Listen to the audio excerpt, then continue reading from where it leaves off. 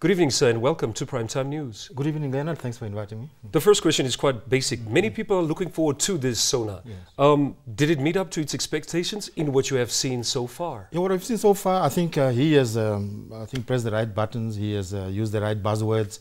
I heard words like, radical economic transformation. I heard words like expropriation of land without compensation. So I think, and then of course they focused on job creation. They thinking about convening a job summit, So I think he's touched on a number of issues that we expect, of course, he will touch upon. But it's still about the intentions, what they're planning to do now next year. And this is exactly what South Africans would love to hear at the moment. That's right, yeah. So I think that in terms of harvesting the mood now of euphoria in the country, I think because the SONA is still underway. So I think he's touching the right themes, and I'm sure that people are excited. You could see from the applause as well that people are resonating with what he's mentioning there. So let's hope that it's not just words, because everybody, of course, who's new always make these sort of declarations. But let's hope that they will be able to put that into action. Yeah.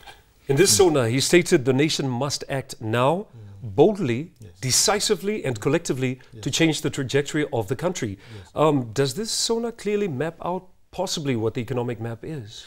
Well, it doesn't map out in detail. I think it's all about, we're planning to do this. We're planning to, for instance, empower the youth, empower the women. We're also talking about empowering the small business or small and medium enterprises, by creating a special fund. So there are a lot of things that he says he's going to do, but there are no details. I suppose that as time goes on, there will be more details given, and we know that on Wednesday there will be the budget speech. So the budget speech again will probably also give more details as to how government is going to implement all of that. Yeah. Mr. Kaumbi, besides the economy, what other issues are addressed in that SONA speech?